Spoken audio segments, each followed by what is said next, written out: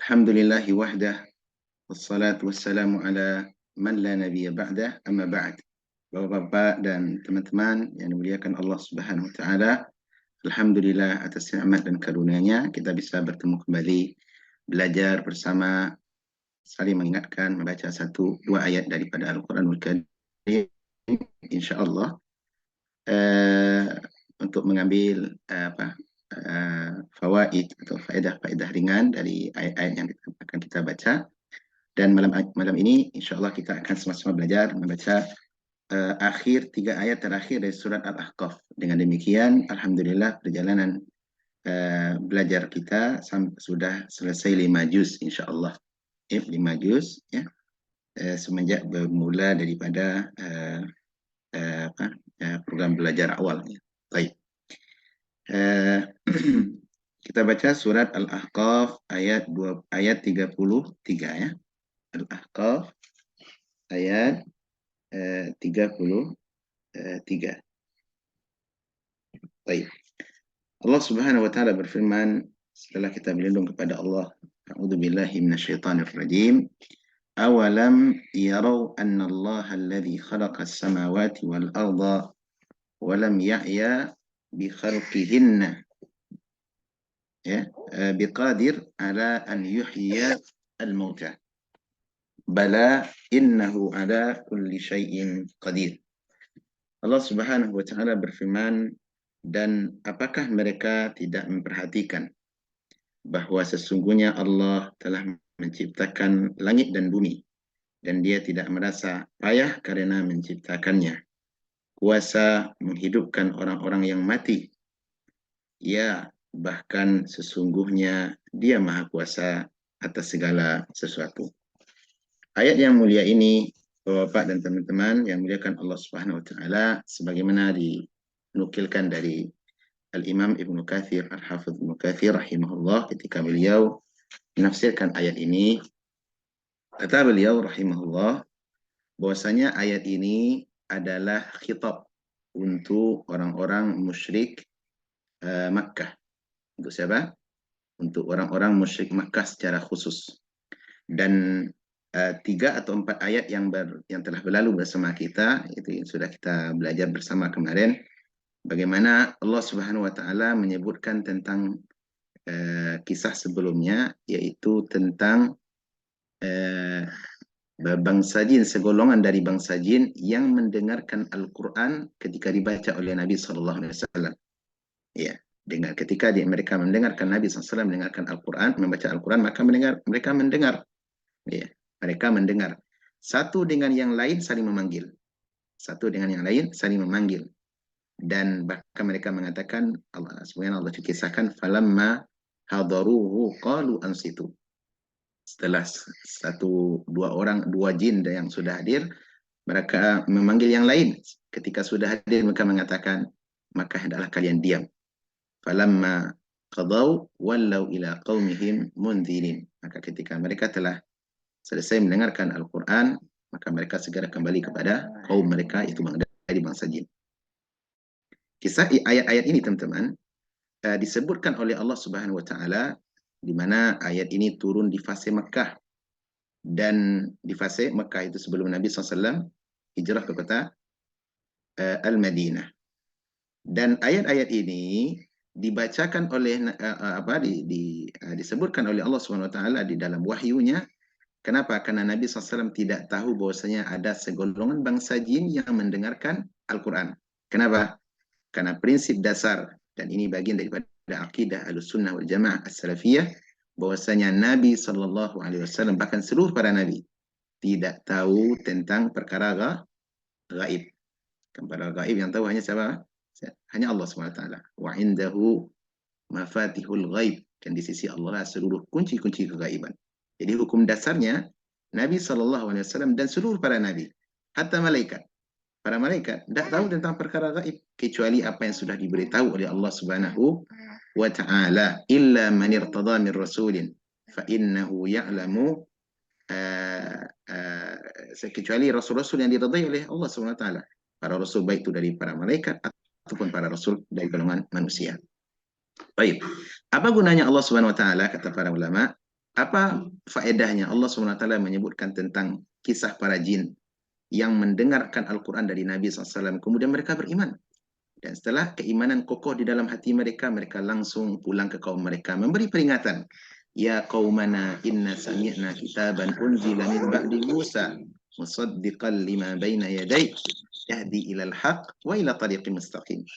Ketika bangsa jin tadi pulang ke kaumnya, mereka segera mengatakan, wahai kaum kami, sungguh kami barusan mendengar sebuah kitab yang diturunkan setelah Nabi Musa, dan ini merupakan wahyu, ya, di mana kitab ini sangat ajaib sekali, ya. Dalam surat Al-Jin Allah mengatakan, "Qul uhiya ilayya annahu istama'a nafarum minal jinni faqalu inna sami'na Qur'anan ajaba." Ajaban ay dzal ujab, yang penuh dengan keajaiban-keajaiban, sesuatu yang luar biasa. Bahasa orang sekarang mungkin spektakuler ya Pak ya, sesuatu yang sangat luar biasa. Nah, dan sifat Al-Quran ini, sifat kitab ini kata Allah, yahdi ilal haq, memberi petunjuk kepada kebenaran. Ini Al-Quran Pak, memberi petunjuk kepada kebenaran. Ini perlu kita catat dan garis bawahi bahwasanya Al-Quran ini memberi petunjuk satu kepada jalan kebenaran. Artinya apa? Kebenaran yang sebenarnya, kebenaran yang hakiki hanya bisa dikenali melalui wahyu. Kenapa, Pak? Karena kalau kebenaran yang dikenal oleh manusia sifatnya apa? Relatif dan terkadang bisa jadi benar. Artinya terkadang bisa jadi benar, bisa jadi salah. Ini kebenaran yang dikenal oleh manusia. Kenapa? Karena akal manusia itu terbatas. Satu, yang kedua akal manusia berbeda-beda. Kata orang Minang, Pak, apa? Beda apa namanya? Kepala yang sama, tapi rambut berbeda-beda. Gitu. Iya. Afwan, apa rambut sama hitamnya, tapi pendapat berbeda-beda. Itu kata orang Minang seperti itu. Saya barangkali teman-teman dari Aceh juga paham ya. Artinya apa? Manusia ini memiliki kepala yang sama, akal apa memiliki rambut yang sama. Tapi kalau dari sisi ukul, kata para ulama, al-uqulu tatafawut. Akal itu berbeda-beda. Jadi untuk mengenali kebenaran bisa jadi relatif kalau disandarkan kepada akal manusia. Maka bagaimana kita mengenali kebenaran yang mutlak, Pak? Yang pasti itu benar tanpa keraguan adalah wahyu. Kenapa? Wahyu bersumber dari Rabbul Alamin yang mengetahui segala sesuatu. Karena ya Pak, Alhamdulillah kita mengenal Al-Quran. Allah beri kita petunjuk kepada Islam tanpa kita mengajukan proposal sebelumnya. Iya. Ya, kita bukan orang Arab tapi kenal dengan Al-Quran, kenal dengan Islam melalui Al-Quran. Nah, ini adalah kemuliaan. Ini adalah karunia yang Allah berikan kepada kita. Baik. Nah, jadi Al-Quran memberi petunjuk kepada apa? Kepada kebenaran. Coba kebenaran, Pak. Yang disangka oleh manusia, yang diklaim oleh manusia, atau yang diadopsi dan apa yang disepakati oleh manusia, sifatnya relatif. Bahkan bisa jadi kebenaran yang mereka sangka, tapi bukanlah kebenaran. Antum perhatikan bagaimana orang mengadopsi sebuah keyakinan yang disangka kebenaran seperti apa? Orang-orang yang mengambil agama selain daripada agama Islam. Mereka meyakini dewa sebagai Tuhan. Itu kebenaran mereka yakini. Orang Hindu, Pak, berapa jumlah orang Hindu di dunia ini? Jutaan barangkali, atau mungkin Allah alam boleh jadi miliaran, atau kita. Cerita mereka meyakini mengadopsi sebuah kebenaran yang mereka klaim, tapi bukanlah kebenaran. Mereka mewujudkan Tuhan-Tuhan dalam bentuk versi akal mereka. Oleh karena Tuhan mereka berbeda-beda. Ya, Tuhan mereka apa? Berbeda-beda. Satu patung dengan patung yang lain digambarkan dengan sosok yang mengerikan. Bahkan kalau bisa bawa bentungan, Pak. Bawa apa? Bentungan, bawa kayak martel gitu. Iya. Tuhan berkepala naga, bertangan 8, segala macamnya. Sesuatu yang angker dan mengerikan. Kenapa? Karena itulah klaim kebenaran menurut mereka. Disebabkan apa? Sumber kebenaran mereka hasilkan dari akal mereka. Kesepakatan mereka, simposium yang mereka sepakati. Subhanallah. Baik. Oleh karenanya, kebenaran ya yang mutlak hanya berasal daripada wahyu. Tidak ada yang lain. Ya, inilah kebenaran. Demikian juga coba orang Nasrani, miliaran mereka di dunia ini. Tidak tahu berapa miliar mereka. Mungkin mereka lebih banyak daripada kaum muslimin. Tapi kebenaran mereka adopsi adalah kebenaran dari akal dan perasaan mereka. Bukan dari wahyu. Sehingga mereka menobatkan Trinitas sebagai apa? Keyakinan yang menjamin mereka, menyelamatkan mereka sampai ke surga. Itu versi mereka. Iya. Intinya, Al-Quran dan wahyu itulah satu-satunya yang bisa membimbing manusia kepada kebenaran. Kemudian yang kedua, wa ila tariqin mustaqim. Dan Al-Quran ini yang sebagaimana disampaikan oleh Allah dalam ayat sebelumnya, itu memberi petunjuk juga kepada jalan yang lurus. kepada jalan yang benar. Itulah jalan Islam. Dan jalan Islam ini, Pak, disebut dengan jalan yang lurus. Allah mengungkapkan di sini kalimat tariq. Tariq bentuk jamak apa bentuk mufrad? Pak Novan? Kalimat tariq. Jamak apa mufrad? Mufrad, Ustaz. Mufrad. Apa bentuk apanya? Bentuk jamaknya? Turuk, ya. Turukun, ya. Itu jamaknya. Tariq adalah bentuk apa? Bentuk mufradnya. Ada faedah Pak yang perlu saya ingatkan, ini pelajaran untuk saya dan faedah untuk kita semua. Al-Hafidh Ibnu Katsir perlu memberi faedah bagus dalam ketika menafsirkan ayat-ayat semisal. Allah Subhanahu wa taala ketika mengungkapkan jalan yang benar, Pak, jalan yang lurus, maka selalu menggunakan kalimat tariq atau sesuatu yang mufrad atau seperti sirat, sabil, tariq itu semuanya mufrad. Iya, seperti apa? Seperti firman Allah wa anna hadza sirati mustaqima. Inilah jalanku yang lurus. Sirat. Allah tidak mengungkapkan dengan apa namanya dengan jalan tariq dengan apa sirat dalam bentuk yang banyak, tidak. Iya. Wa anna hadza apa namanya wa anna hadza sirati mustaqima fattabi'uh, ikutilah jalan yang satu ini. Dan demikian dengan ayat-ayat yang lain. Adapun ketika mengingatkan tentang jalan yang menyimpang, Pak, Allah menggunakan kalimat jamak. Contohnya apa? Contohnya wala tattabi'us subul, jangan kalian mengikuti jalan-jalan. Kalau jalan yang lurus Allah mengungkapkan berapa, Pak? Satu. Tapi kalau jalan yang menyimpang Allah mengungkapkan berapa? Jamak. Artinya sesuatu yang unlimited, terbatas. Apa faedah kata Al-Hafidh Ibnu Katsir? Demikian juga ketika menyebut tentang apa? Tentang masalah cahaya dan kegelapan. Seperti dalam surah Al-An'am, kan Pak, ayat 1, Alhamdulillahilladzi khalaqas samawati wal ardh wa ja'ala dhulumati wan nur. Dan Allah telah menjadikan dhulumat. Dhulumat apa? Jamak apa mufrad? Jamak. Jamak daripada dhulmatun. Kegelapan-kegelapan. Wan nur. Adapun cahaya Allah ungkapkan satu. Apa kata Hafidh Ibnu Katsir? Kata beliau, apa namanya? Ini dalil yang menunjukkan bahwasanya jalan menuju Allah hanya satu. Jalan kebenaran yang luas ini hanya satu dan tidak berbilang. Adapun bentuk kesesatan di muka bumi ini sangatlah banyak. Karena di ayat ini teman-teman Allah mengatakan kemarin apa? Wa anna wa yahdi ila tariqim mustaqim. Dan Al-Quran sifatnya memberi petunjuk kepada satu jalan yang lurus. Yaitu jalan menuju Allah yang dibawa oleh Rasulullah Sallallahu Alaihi Wasallam. Bukan jalan yang dibawa oleh apa? Oleh klaim-klaim seperti apa? Orang-orang yang mengajarkan tidak perlu butuh syariat Nabi SAW. Kita kalau bisa saja syariat yang tidak diajarkan Nabi bisa jadi syariat di zaman ini. Caranya apa, Pak? Dengan cara kasyaf atau cara mimpi, ya, ngambil mimpi, ada hadis baru. Bahkan ada yang berani mengklaim membuat hadis-hadis baru Nabi tidak ucapkan. Itu dari mana, Pak? Dari mimpi. Iya, termaktub di kitab-kitab mereka. Apa contohnya? Man syaribal qahwata thumma yamut dakhala jannah. Siapa yang minum kopi, kemudian kopi itu parutnya dan dia mati, apa buahnya, Pak? Rewardnya? Jannah. Masuk surga.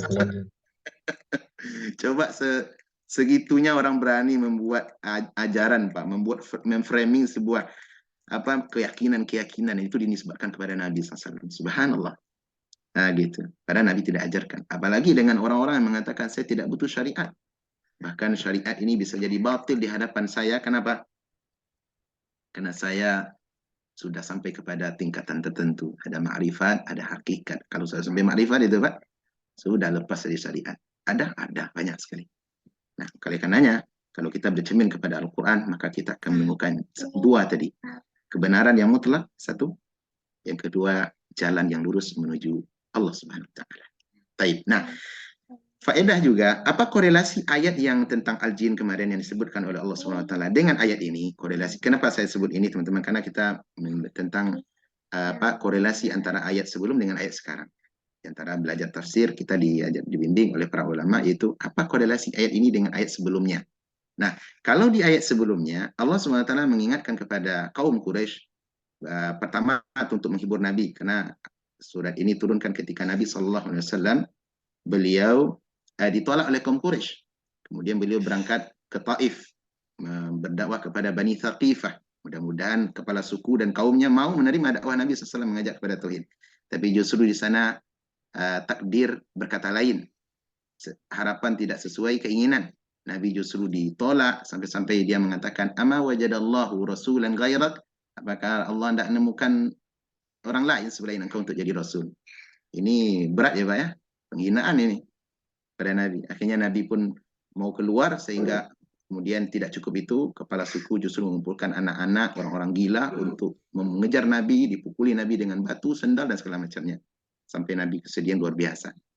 Artinya setelah itu Nabi SAW beliau membaca Al-Quran dalam salat subuh dengan para sahabat sehingga al-jin, para sekolong jin mendengarkan Al-Quran, dan ini tidak diketahui oleh Nabi sehingga dikabarkan oleh Allah SWT. Sebagai apa tujuannya Pak? Untuk hiburan.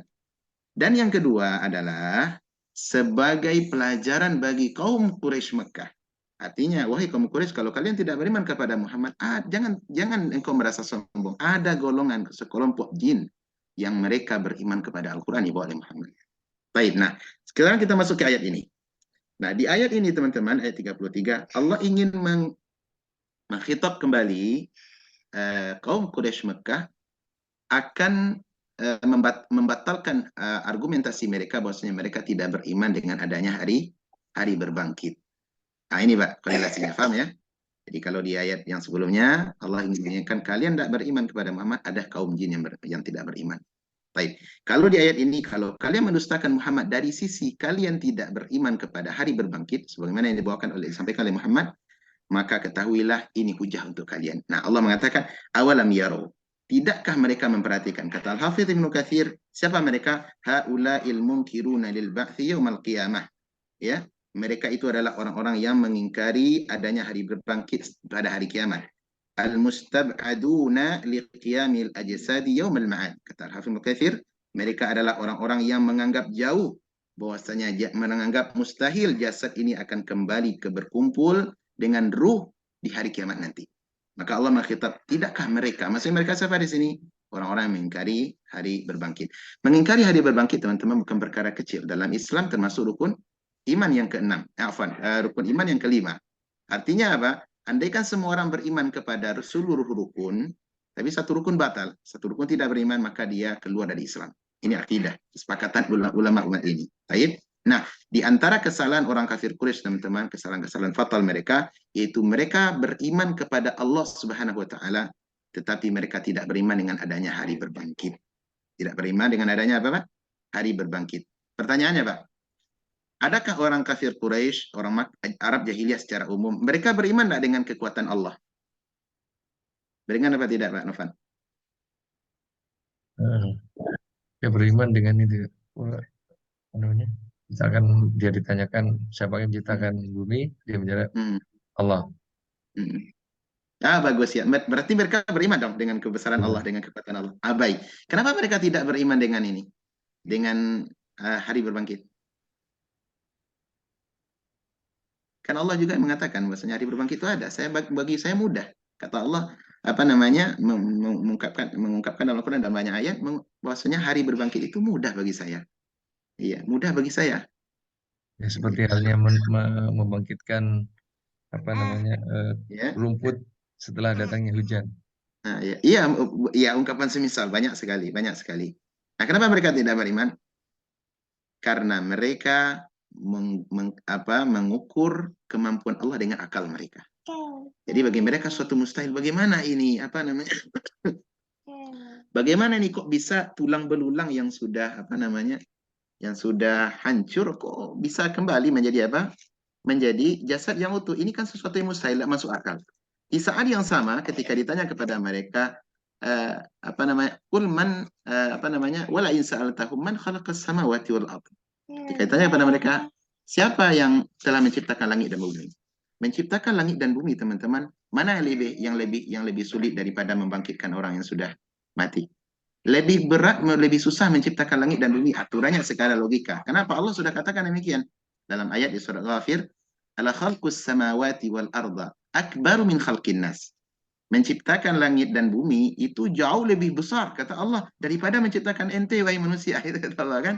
Baik, kalau menciptakan kalian langit dan bumi mudah bagi Allah, menciptakannya lebih mudah lagi. Baik. Kalau proses menciptakan, mana yang lebih mudah daripada menciptakan artinya membuat sesuatu dari yang belum ada menjadi ada. Satu. Yang kedua, merakit sesuatu yang pernah ada menjadi utuh kembali. Mana kalau secara logika mana lebih mudah, Pak?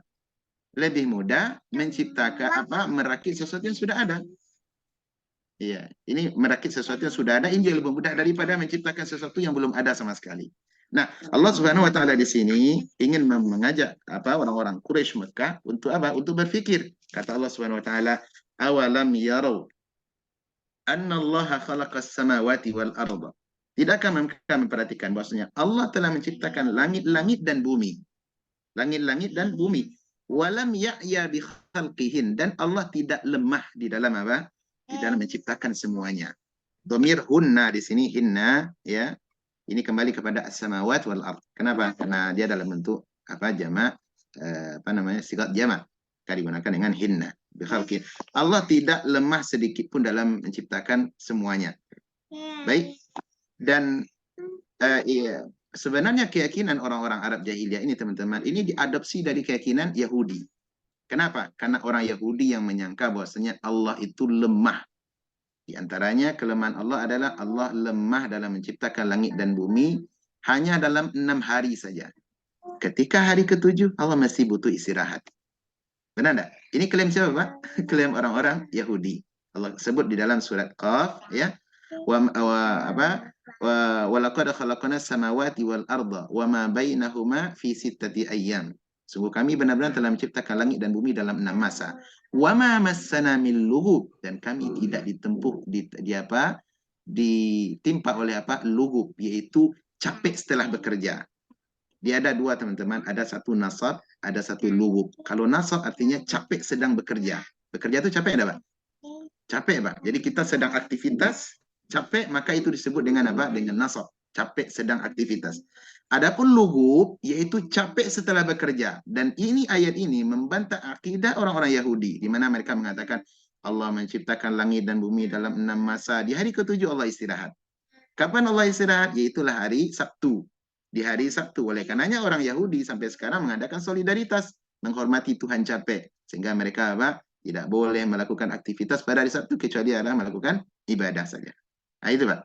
Nah, keyakinan ini juga diadopsi oleh orang sebagian orang musyrik jahiliyah. Baik. Dan Allah mengatakan di sini Allah tidak lemah sedikit pun. Bahkan Allah katakan biqadir ala an yuhyil mauta. Bahkan Allah mampu menghidupkan orang-orang semua yang sudah mati. Allahu akbar. Dan ini adalah kekuasaan Allah Subhanahu wa taala yang bisa kita benarkan bahwasanya Allah Maha mampu melakukan segala sesuatu. Kata Allah, ini kan pertanyaan ini, Pak. Awalam ini kan pertanyaannya, sebuah istifham, kata Syekh Abu Bakar Al-Jazairi rahimahullah, kata beliau ini adalah al-istifham al-inkari. Ya, pertanyaan untuk mengingkari sebuah pernyataan mereka. Jawabannya apa? Ini jawabannya, bala, yaitu benar. Benar ya Allah. Innahu ala kulli syai'in qadir, sesungguhnya dialah Allah, zat yang maha mampu atas segala sesuatu. Baik, jadi ayat ini memberi faedah kepada kita bahwasanya menetapkan tentang rububiyah Allah yang maha sempurna, bahwasanya Allah maha mampu dalam menciptakan segala sesuatu tanpa ditimpa kesulitan dan kepayahan. Baik, ayat berikutnya, wa yauma yu'radul ladzina kafaru 'alan nar. Dan ketika dihadapkan kepada orang-orang kafir neraka, mereka nanti akan digiring ke dalam neraka ya di hari akhirat. Ya, dan bahkan mereka digiring dengan cara berombongan. Dalam Al-Qur'an Allah berfirman, wasiqal ladzina kafaru ila jahannama zumara. Dan orang-orang kafir akan digiring ke dalam neraka dengan cara berombongan. Jadi rombongan mereka, orang kafir sama orang kafir, orang musyrik sama orang musyrik, Yahudi sama Yahudi, orang ateis sama ateis, demikian seterusnya. Mereka akan digiring secara berkelompok-kelompok. Kemudian kata Allah, ketika digiring mereka ke dalam campakan, mau dicampakkan mereka ke dalam neraka, alaisa hadza bil haq? Bukankah ini sesuatu kebenaran? Artinya apa? Ini azab nih yang dijanjikan kepada kalian, api neraka. Ini kan sudah ada di depan mata. Sudah terlihat dan kalian akan campak nih ke dalam. Bukankah ini sebuah kebenaran? Dan ini teman-teman adalah kata para ulama tafsir min babi tawbih, yaitu cara Allah dalam menghinakan mereka, membantah akal argumentasi mereka yang lemah. Bahwasanya mereka tidak yakin dengan hari akhirat itu ada karena mengkiaskan analogi dengan akal. Gimana Allah menciptakan tulang belulang yang sudah hancur? Ini tidak mau, mustahil. Kenapa mereka membawa analogi dengan akal? Mereka beriman kepada Allah secara dari kekuatan Allah secara umum, tetapi tidak sempurna. Iya, menciptakan langit dan bumi mampu, tapi menciptakan yang membangkitkan yang sudah mati tidak mampu. Berarti apa? Tidak sempurna keimanan mereka. Adapun kita Ahlus Sunnah, kaum muslimin, dibimbing oleh Allah untuk mengimani bahwasanya kekuatan dan kudrah Allah itu maha sempurna. Baik. Kemudian kata Allah, apa kata penjawaban mereka? Qalu bala wa rabbina. Mereka menjawab, benar, wahai Rabb kami. Wahai Rabb kami. Benar, ini kan sudah ada depan mata. Tidak ada jawaban lain. Kalau di dunia bisa mengingkari, Pak. Iya, tapi kalau di akhirat lain cerita. Meja hijau di dunia bisa jadi ketok palu, tapi tidak di atas kebenaran. Keadilan disingkirkan. Tapi kalau di akhirat lain ceritanya. Iya kan? Jadi kalau Abu Lahab ketika mendengar tentang tentang azab, bagaimana azab yang sudah Allah janjikan di hari kiamat dalam neraka, seperti beragam azab, seperti adanya di akhirat di dalam neraka itu ada syajaratul zakum. Maka Abu Lahab mengolok-olok nih, Abu Jahal nih ngolok-ngolok ini ayat ini. Katanya, oh yang dijanjikan syajaratul zakum itu adalah kurma Madinah. Coba di dijanjikan azab tapi dia mengolok-olok ini kurma Madinah. Itu di mana? Di dunia dia bisa bicara demikian. Adapun di akhirat tidak akan ada lisan berpaling kecuali mengutarakan kebenaran. Iya. Ya, mengutarakan apa? Kebenaran. Maka mereka menjawab, qalu bala, benar ya Allah. Ini tidak ada lagi. Benar wahai Rabb kami. Qala, maka Allah mengatakan, fadzuqul adzaba bima kuntum takfurun. Maka hari ini rasakanlah oleh kalian azab dengan apa? Bima kuntum takfurun, karena sebab kalian kafir. Coba perhatikan teman-teman faedah di potongan ayat ini. Allah Subhanahu wa taala mengatakan, rasakanlah azab. Kenapa? Bima kuntum takfurun, karena kalian sebab kalian kafir. Ini merupakan keadilan Allah Subhanahu wa taala kepada para hamba.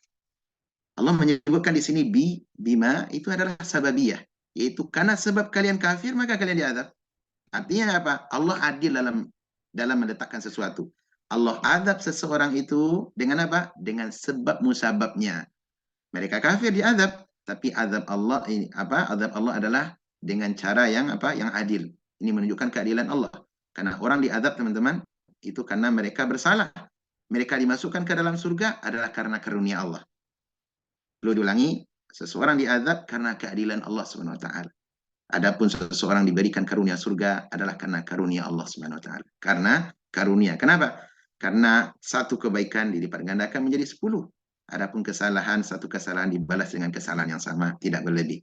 Wa ma rabbuka bidzallamin lil 'abid. Dalam surat Qaf Allah mengatakan, adapun Rabbmu tidak pernah zalim kepada seorang hamba pun, hatta orang kafir. Allah tidak pernah zalim. Baik. Kemudian ayat terakhir, Allah memberi khitab kepada Nabi sallallahu alaihi wasallam. Jadi setelah ujian demi ujian, cabaran demi cabaran yang diterima oleh Nabi SAW dalam mengembangkan dakwah bersama para sahabat radhiyallahu anhum, maka di titik kesulitan itu Allah Subhanahu wa taala memberi peringatan kepada Nabi berupa nasihat. Apa itu? Fasbir kama sabara ulul azmi minar rusul. Wahai Muhammad, sabarlah engkau. Ini khitabnya kepada Nabi SAW. Sabarlah engkau. Ya, untuk sabar yang katakan sabar adalah yaitu mempunyai menahan sesuatu, menahan di atas sesuatu, ya, menahan di atas sesuatu. Artinya kita bertahan karena apa? Karena ini adalah perintah daripada Allah SWT. Dan kesabaran teman-teman bersabar adalah sifatnya perintahnya wajib. Hukum bersabar, apalagi ketika turun musibah, hukumnya wajib. Adapun ridho, hukumnya sunnah. Hukumnya apa? Mustahab. Kalau ridho, mustahab. Kenapa? Karena ridho lebih tinggi daripada kesabaran. Taib. Adapun sabar bisa jadi dia menangis, bisa jadi dia. Tapi kalau ridho tidak, orang dia lebih tenang. Taib. Sabar hukumnya wajib, ridho hukumnya sunnah. Sebagaimana sabarnya ulul azmi minar rusul, para rasul-rasul dari ulul azmi. Yang dikatakan dengan ulul azmi yaitu dzul quwwah. Para rasul yang memiliki kekuatan dan itu kesabarannya yang luar biasa. Adapun masalah rasul ulul azmi ada terdapat khilaf di antara para ulama. Ada yang mengatakan ulul azmi itu hanya 5 orang rasul saja. Siapa mereka? Ada yang masih ingat nama-nama 5 ulul azmi? Nabi Ibrahim. Iya, 1 Nabi Ibrahim alaihissalam, 2 Ya, Nabi Muhammad SAW tentunya. 1, 2, Bisa. 3. Nabi Nuh, Nabi Muhammad SAW. Bagus. Nabi Nuh 4. Satu lagi. Nabi Nabi Musa, Isa. Musa sudah tadi. Baik. Barangkali kita Isa. urut enaknya. Nabi yang paling awal ya. Nuh. Ya. Nabi 1. Adam, 2. Ibrahim. Adam tidak. Ibrahim. Kalau dia satu pendapat ya. Satu pendapat. Nuh 1. Ibrahim 2. 3. Musa 4. Isa. Nah, sebelum Nabi Muhammad. Nabi Isa alaihissalam Isa. dan Nabi Muhammad alaihi wasallam. Taib. Namun ada pendapat yang mengatakan seluruh para nabi adalah ulul azmi kecuali Nabi Yunus alaihissalam. Kenapa? Karena Nabi Yunus diuji oleh Allah Subhanahu wa taala dengan kaumnya yang membangkang, akhirnya beliau keluar sebelum ada perintah daripada Allah Subhanahu wa taala sehingga beliau ditelan oleh ikan besar. Taib. Ini ada pendapat. Ala kulli hal, para nabi umumnya mereka memiliki kesabaran yang dzul quwwah, yang luar biasa. Taib. Wala tastajil lahum, dan janganlah engkau Muhammad terburu-buru mendoakan memintakan azab untuk mereka. Dan ini teman-teman merupakan tarbiyah dari Allah SWT, bahwasanya menghadapi kaum-kaum yang membangkang ini butuh kesabaran. Masuk kita di dalam kehidupan dakwah, di dunia dakwah. Ketika menghadapi orang-orang yang membangkang, orang-orang yang ngeyel, orang-orang yang suka memfitnah dakwah, kita butuh kesabaran. Kita butuh hikmat dan kesabaran. Kenapa? Karena ini sudah sunatullah berlaku di alam semesta. Jangankan kita, para nabi, orang-orang mulia tetap diuji dengan ujian yang sama. Ketika mereka menyampaikan kebenaran, apakah kebenaran itu diterima dengan mulus?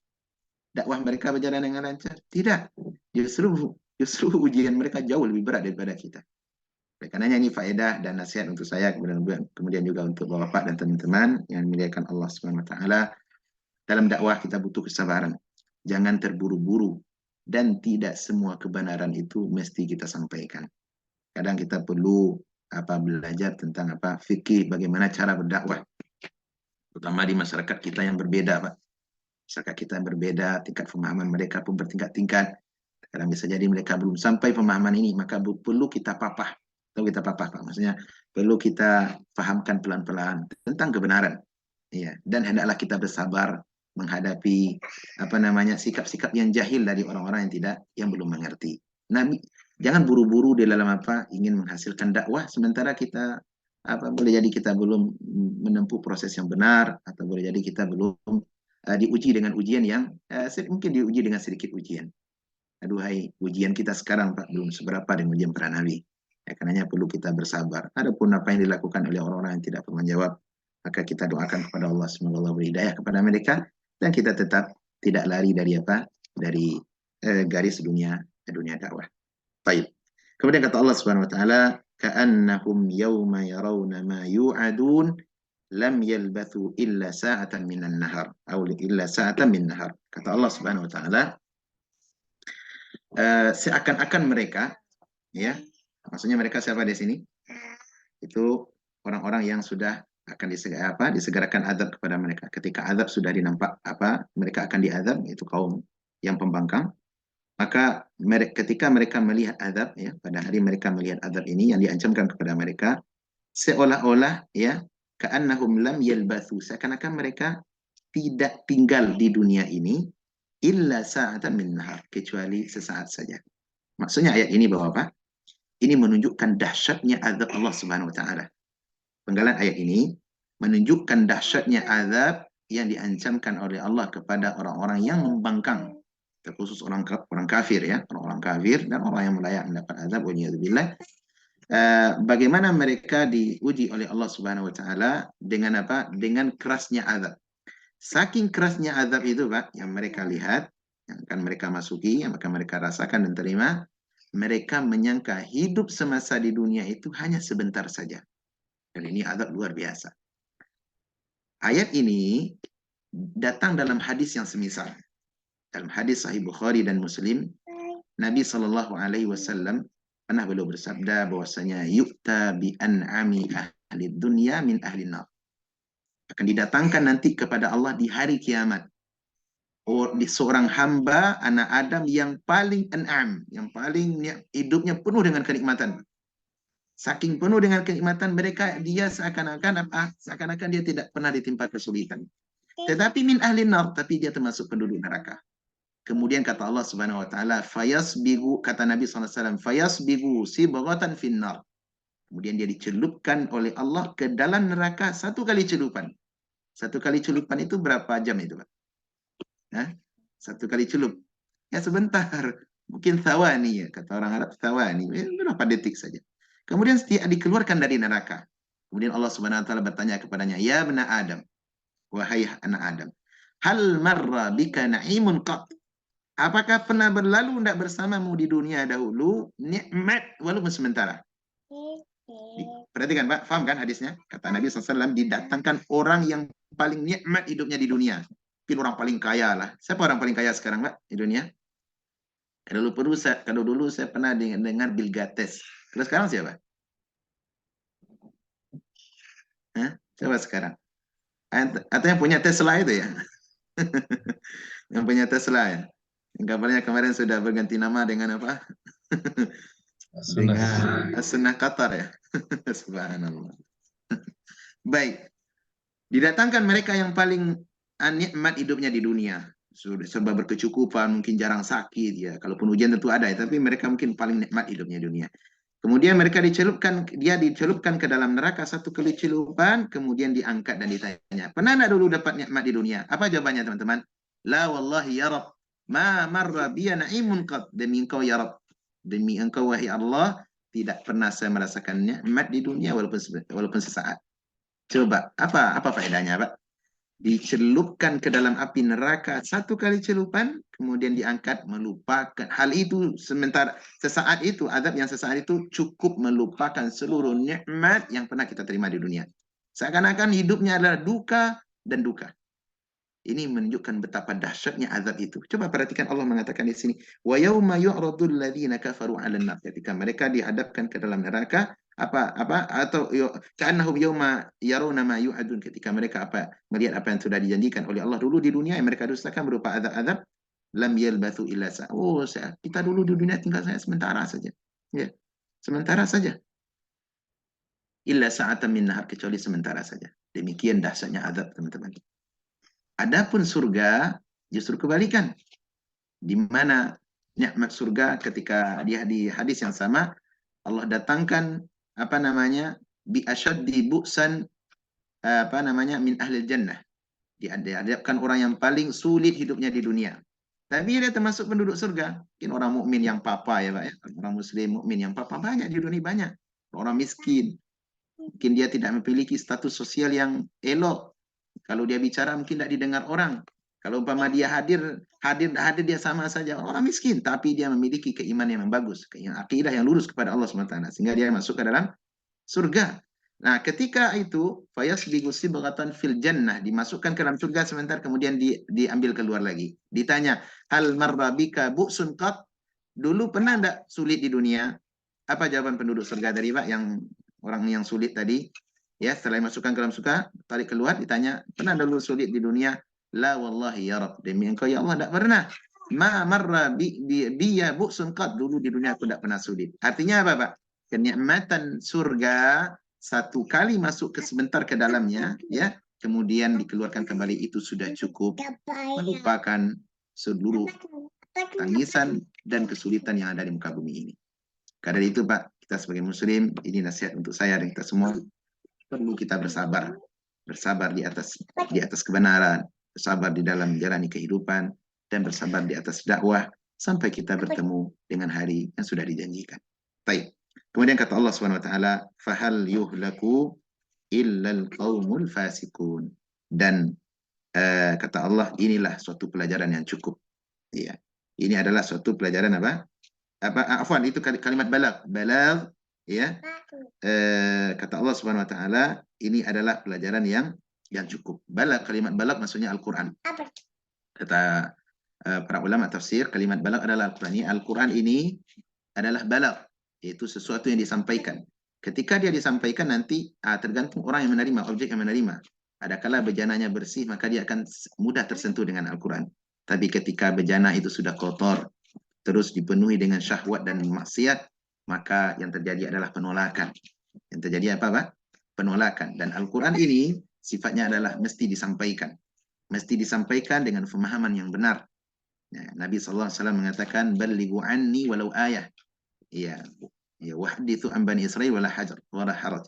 Sampaikanlah daripadaku walaupun satu ayat Al-Quran, satu kebenaran, sampaikan dari Nabi SAW. Ya, tetapi ingat ketika menyampaikan kebenaran, hendaklah kita ingat dengan sabda berikutnya. Faman kadzdzaba alayya muta'ammidan falyatabawwa maq'adahu minan nar. Siapa saja, tapi ingat, siapa yang berdusta atas namaku, ya, maka hendaklah dia siap-siap untuk menduduki tempat duduknya di neraka. Kenapa, Pak? Karena berdusta atas nama Nabi SAW tidak sama berdusta atas orang lain. Kenapa? Nabi sumber syariat. Kalau sudah Nabi yang disebut, Pak, maka itu jadi otomatis syariat. Orang apa-apa sekarang ini kalau mengukuhkan sesuatu, Pak, dinisbatkan pasti kepada siapa? Kepada Nabi. Dinisbatkan, oh ini Nabi bersabda, Nabi bersabda. Iya, Nabi bersabda begini. Bahkan nama Nabi ini, Pak, menjadi apa? Menjadi brand top ya. Jadi apa, Pak? Brand top. Kalau apa-apa pengen laku, pengen laris, nisbatkan kepada Nabi. Ini adalah rambut Nabi. Ini adalah cangkir Nabi. Ini adalah apa? Sorban Nabi. Bahkan apa? Ada orang-orang yang berani mengaku saya adalah cicit Nabi, cucu Nabi, keturunan Nabi kesekian. Padahal belum tentu dia apa? Punya hubungan dengan Nabi atau tidak. Ini berbahaya, Pak. Dalam Islam, Nabi SAW mengatakan bahwasanya siapa yang menisbatkan, mengklaim nasab seseorang yang dia bukan ayahnya, tidak ada keturunan dari sana, maka ini adalah bagian dari apa? Dosa besar. Bagian dari apa? Dosa besar. Mengaku-ngaku punya sanad, punya nasab ke Nabi SAW. Padahal tidak, ini berbahaya. Ya, kita mencintai Nabi dan keluarga Nabi, tetapi ini bukan harus dijadikan sebagai apa? Brand top untuk apa? Untuk memuliakan diri kita di hadapan umat. Ya, cukuplah kita mengikuti sunnah Nabi Sallallahu Alaihi Wasallam karena Islam tidak mengenal nasab. Ya, Nabi tidak pernah mendeklarasi nasab sebagai ukuran kebenaran, ukuran ukuran kemuliaan. Justru yang dipegang oleh Nabi apa, Pak? Ya ayyuhan nas, inna khalaqnakum min dzakarin wa untha. Wahai manusia, sungguh kami telah ciptakan dari Adam dan Hawa. Iya. Wa ja'alnakum syu'uban wa qabaila lita'arafu. Kami jadikan kalian bersuku-suku, berbangsa-bangsa, bukan untuk saling apa? Bukan untuk saling mencemooh, saling berbangga, saling memiliki kasta, tidak. Tapi lita'arafu, untuk kalian agar kalian saling mengenal. Tak ada suku Minang, ada suku Jawa, ada suku Afrika dan segala macam. Itu saling mengenal. Tapi ingat kata Allah, inna akramakum indallahi atqakum. Orang yang paling mulia di antara kalian ada yang paling takwa di sisi Allah. Yang paling bagus tauhid, yang paling takut ketika berbuat maksiat. Ini yang paling mulia di sisi Allah SWT. Bukan apa? Klaim punya nasab-nasab tertentu. Nabi SAW mengatakan, la farqu bainal ajami wal arab. Tidak ada beda antara orang ajam dengan orang Arab. Tidak ada beda, Pak. Illa bi at-taqwa. Tidak ada kemuliaan orang putih di atas orang hitam. Orang hitam di atas, tidak ada kemuliaan itu, Pak. Yang ada adalah ketakwaan. Oleh karenanya, yang menjadi patokan dalam agama adalah apa yang disampaikan di dalam Al-Quran dan sunnah yang ditinggalkan oleh Nabi Sallallahu Alaihi Wasallam. Kemudian kata Allah, fahal yuhlaku ilal qaumil fasiqun, dan maka tidak dibinasakan melainkan kaum yang fasik. Jadi yang Allah binasakan adalah kaum yang fasik, itu orang-orang yang melakukan kefasikan, tahu kebenaran namun mereka tolak dan mereka tinggalkan. Allah Ta'ala alam. Ini yang bisa kita ambil faedah ringan ya dari ayat-ayat ini. Kalau Syekh Abu Bakar Al-Jazairi ketika beliau menjelaskan kesimpulan dari tafsir ini, kata beliau, pertama, di antara hidayah ayat adalah taqrirun aqidatil ba'thi wal jaza. Ini adalah penetapan bahwasanya kebenaran akidah berbangkit dan akidah pembalasan. Jadi manusia akan dibangkitkan dan dibalas sesuai dengan perbuatan mereka. Kebaikan dibalas dengan kebaikan yang lebih, adapun kekufuran atau kemaksiatan dibalas dengan kemaksiatan yang dengan balasan yang sama. Kemudian kata beliau yang kedua, kekafiran wal mujibul linnar. Kekafiran akan mewajibkan seseorang masuk neraka. Kalau kafir, Pak, kafir maksudnya yang membuat mereka keluar dari Islam, melanggar hal-hal yang membuat mereka keluar dari agama Allah, maka mereka wajib masuk neraka. Dan ini akidah umat Islam yang tidak bisa tawar-menawar, Pak. Berarti kan, kalau seseorang kafir, bukan dia seorang muslim, wajib masuk neraka, dan ini akidah kita Ahlussunnah. Akidah kita umat Islam. Jangan sampai tawar-menawar pula, Pak. Atau jangan sampai pula tertipu dengan karena sebagai kemarin saya pernah dengar Bahwasanya sekelompok organisasi tertentu di Indonesia sudah ngirim surat ke Jokowi. Isi surat apa, Pak? Kita tidak boleh mengkafirkan orang-orang yang tidak beragama Islam. Tidak boleh mereka dikatakan kafir. Jadi permohonan ini sudah disampaikan ke Presiden. Dan ini yang mengirim siapa, Pak? Bang Nasrani? Tidak. Saudara kita umat Islam. Dan ini ada hal yang salah dalam apa?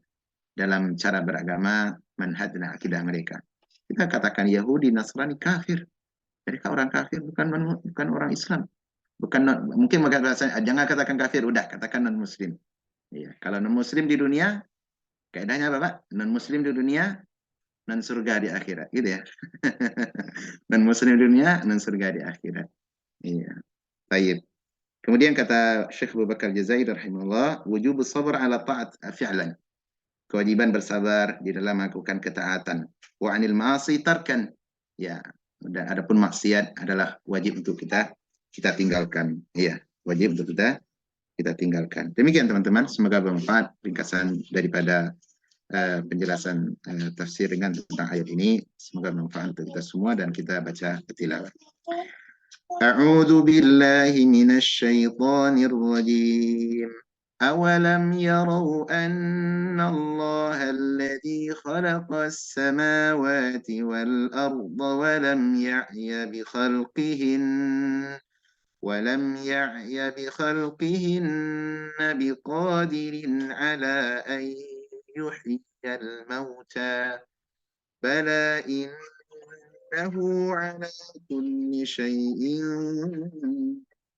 قدير ويوم يعرض الذين كفروا على النار أليس هذا بالحق قالوا بلى وربنا قال فذوقوا العذاب بما كنتم تكفرون فاصبر كما صبر أولو العزم من الرسل ولا تستعجل لهم كأنهم يوم يرون ما يوعدون لم يلبثوا إلا ساعة من نهار بلاغ فهل يهلك إلا القوم الفاسقون. Baik, kita dengar dari Adinda Muhammad Ikram. Silakan, Kak. Assalamualaikum Ustaz. Assalamualaikum warahmatullahi wabarakatuh. A'udzu billahi minasyaitonir rajim. أولم يروا أن الله الذي خلق السماوات والأرض ولم يعي بخلقهن بقادر على أن يحيي الموتى بلى إنه على كل شيء قدير ويوم يعرض الذين كفروا على النار أليس هذا بالحق قالوا بلى وربنا قال فذوقوا العذاب بما كنتم تكفرون فاصبر كما صبر أولو العزم من الرسل ولا تستعجل لهم كأنهم يوم يرون ما يوعدون لم يلبثوا إلا ساعة من نهار بلاغ فهل يهلك إلا القوم الفاسقون. Ahsanta ya Ikram. Jazakallahu khairan atas bacaan yang baik. Kita dengar berikutnya dari Pak Razali. Silakan Pak Razali. الشيطان الرجيم أولم يروا أن الله الذي خلق السماوات والأرض ولم يعي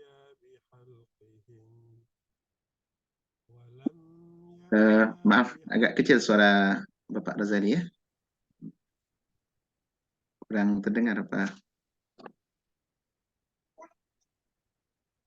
أعوذ بالله من الشيطان الرجيم أولم يروا أن الله الذي خلق السماوات والأرض ولم يعي بخلقهن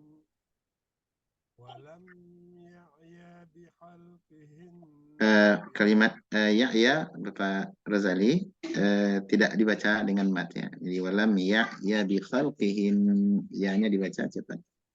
Nah, ولم يعي بخلقهن بقادر على أن يحيي الموتى بلى إنه على كل شيء قدير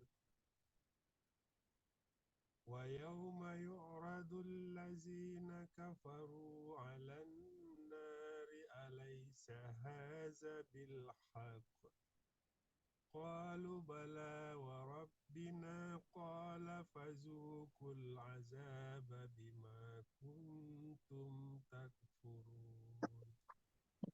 Kalimat qalu Pak Razali baca dengan mat ya, dibaca panjang. Qalu bala wa rabbina. Qalu bala wa rabbina. قالوا بلى وربنا قال فذوقوا العذاب بما كنتم تكفرون. فاصبر كما صبر أولو العزم من الرسل ولا تستعجل لهم كأنهم يوم يرون ما يوعدون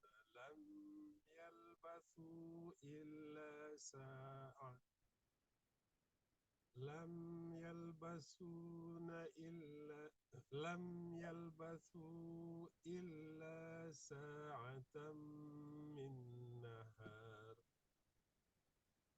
بلغ فهل يهلك إلى القوم الفاسقون. Kalimat balagh lamnya ditambah sedikit lagi mat sehingga nampak balaghum fahal. Kemudian yang kedua pada kalimat illa dibaca dengan tasydid. Illal qaumul fasiqun. Dia ada dua dalam bahasa Arab, ada namanya baca dengan ila, ada dibaca illa. Beda keduanya adalah kalau ila dia termasuk huruf jar bermakna ke. Tapi kalau illa pengecualian istitsnaiyah, yaitu mengecualikan sesuatu dengan sesuatu yang lain. Kan di sini dengan illa adalah istitsna, yaitu mengecualikan, kecuali orang kaum yang fasik. Dibaca dengan bertasydid. Balaghun fahal yuhlaku illal qaumul fasiqun. Nah, بلاغ فهل يهلك إلا القوم الفاسقون. nah, Masya Allah. Hasanan. Ahsanta ya Ustaz Razali. Jazakumullah khairan atas bacaan yang baik. Kita dengar berikutnya dari Bapak Satria. Silakan Pak Satria. Nah, Assalamualaikum warahmatullahi wabarakatuh. Waalaikumsalam warahmatullahi wabarakatuh. Saya pun dengarnya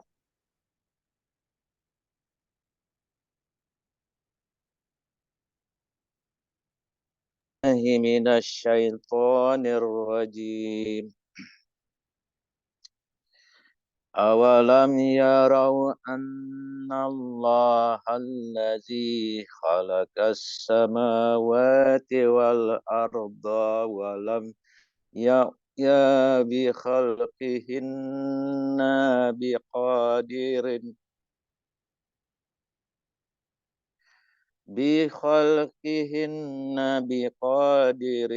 ala an yuhyiyal maut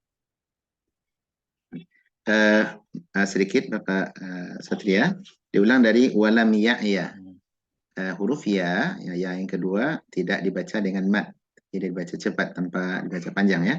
Walam ya'ya bi khalqihinna biqadirin ala an yuhyiyal mauta. Nah, dibaca mauta hakada. Ya bi khalqihinna bi yuhyiyal mauta. Nah, bagus. Bala innahu ala kulli syai'in qadir. Wa yawma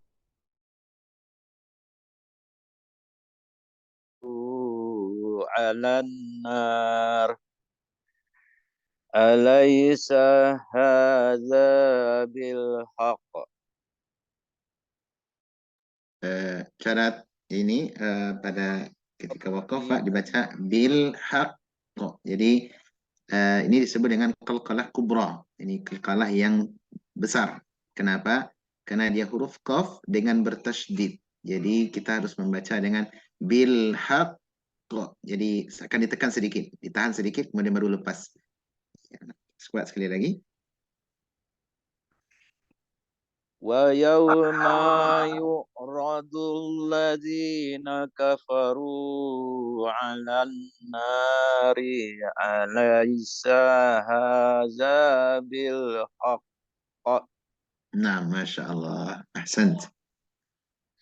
قالوا بلى وربنا قال فذوقوا العذاب بما كنتم تكفرون.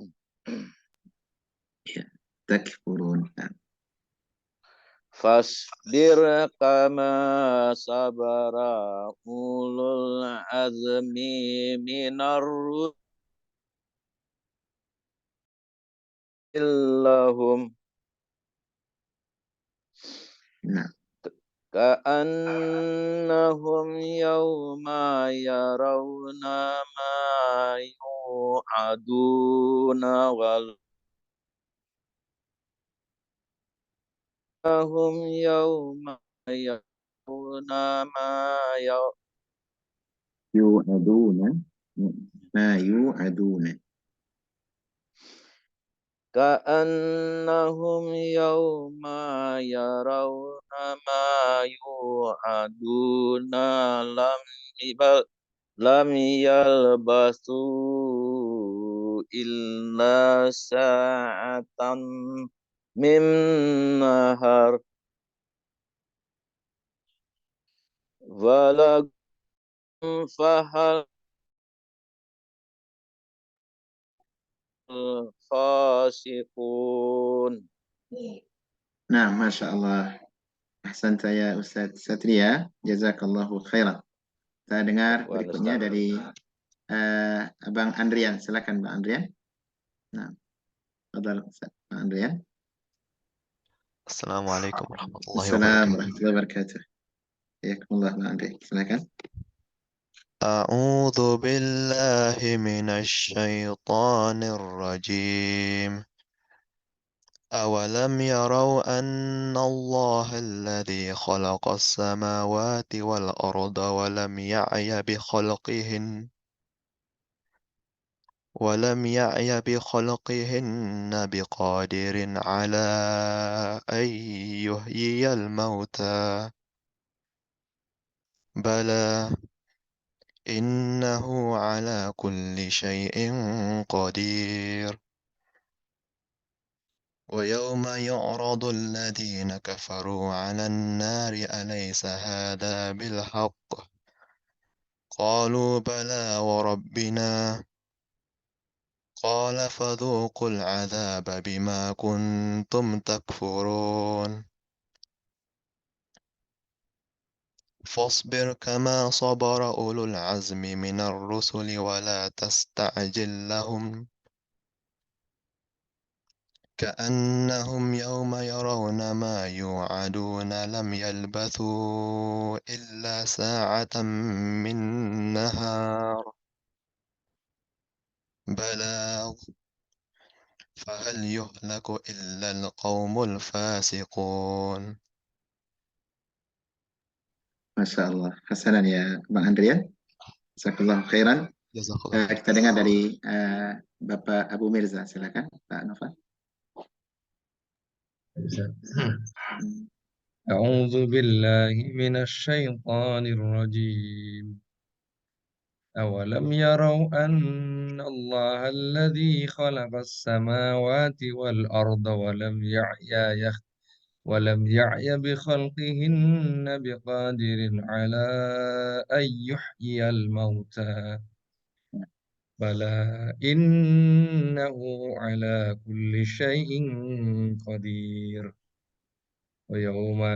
ويوم يعرض الذين كفروا على النار أليس هذا بالحق قالوا بلى وربنا قال فذوقوا العذاب بما كنتم تكفرون فاصبر كما صبر أولو العزم من الرسل ولا تستعجل لهم كأنهم يوم يرون ما يوعدون لم يلبثوا إلا ساعة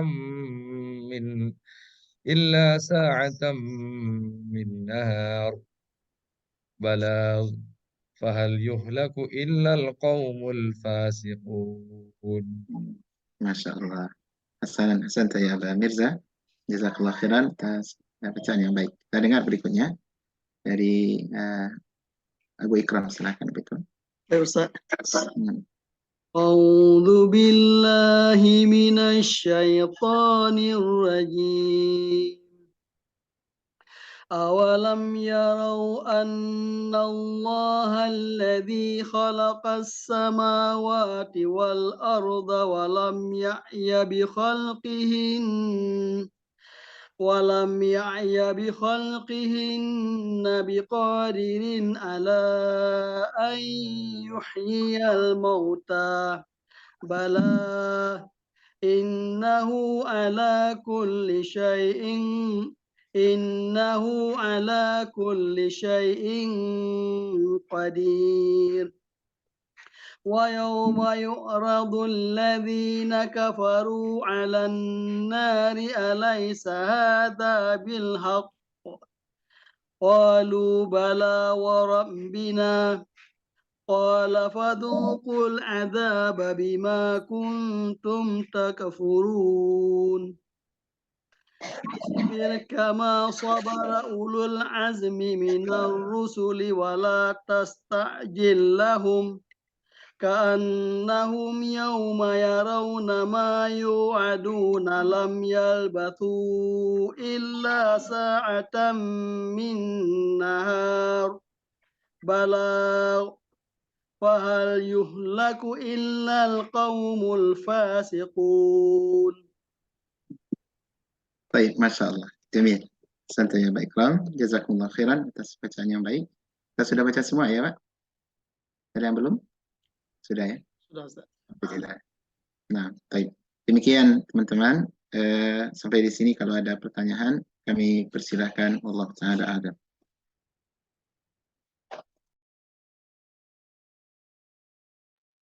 Silakan kalau ada soal jawab terkait dengan materi.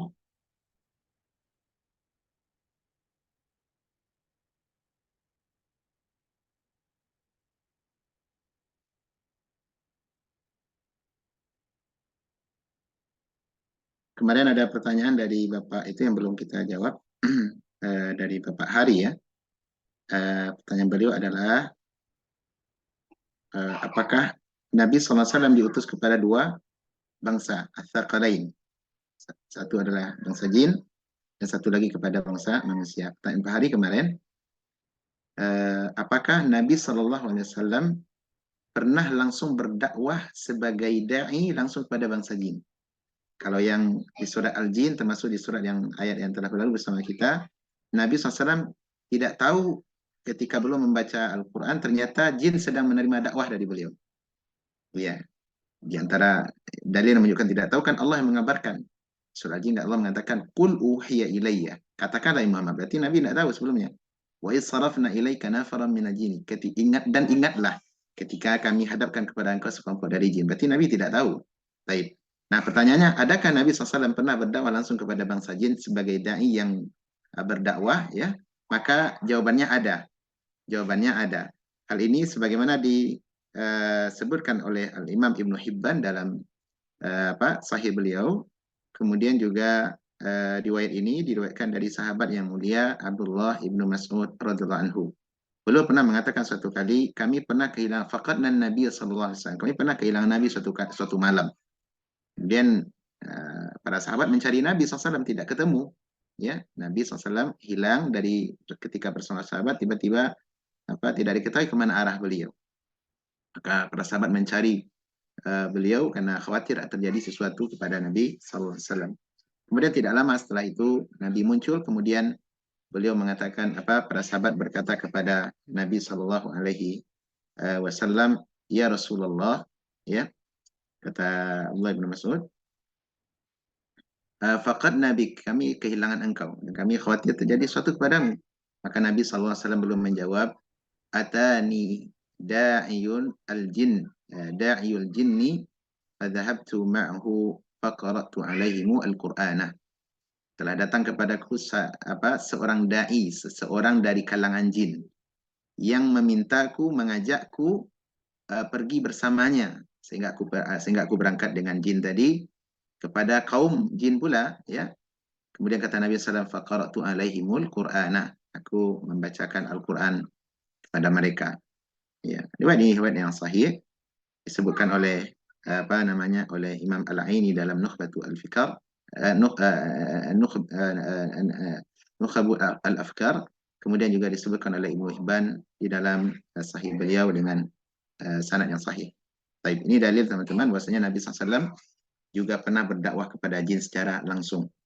Dia membacakan Al-Quran dan mereka pun beriman. Baik. Silakan kalau ada pertanyaan terkait materi.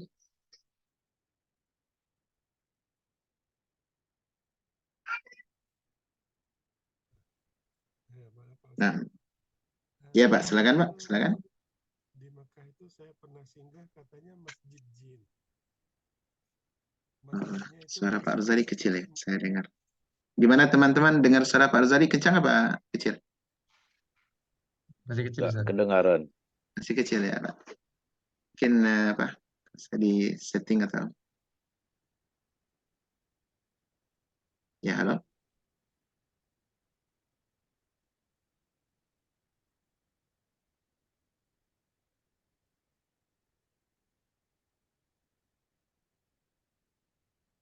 Nah, silakan Pak, coba, silakan.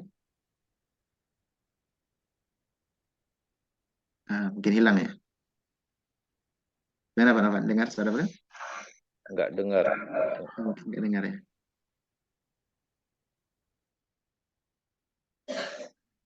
Atau coba tanpa handset Pak, barangkali handsetnya apa ya? Halo, ya sekarang dengar Ustaz? Ini lebih kencang dari tadi, lumayan lah. Iya. Ini Masya Allah, ini bagus dia. Silakan Pak, silakan. Iya, saya pernah singgah di Masjid Jin. Kata mereka Masjid Jin di Mekah. Tapi masjidnya itu seperti masjid-masjid biasa gitu Pak Ustadz. Dan masjidnya tidak besar. Itu bagaimana kira-kira ceritanya itu Pak Ustadz? Iya, benar-benar.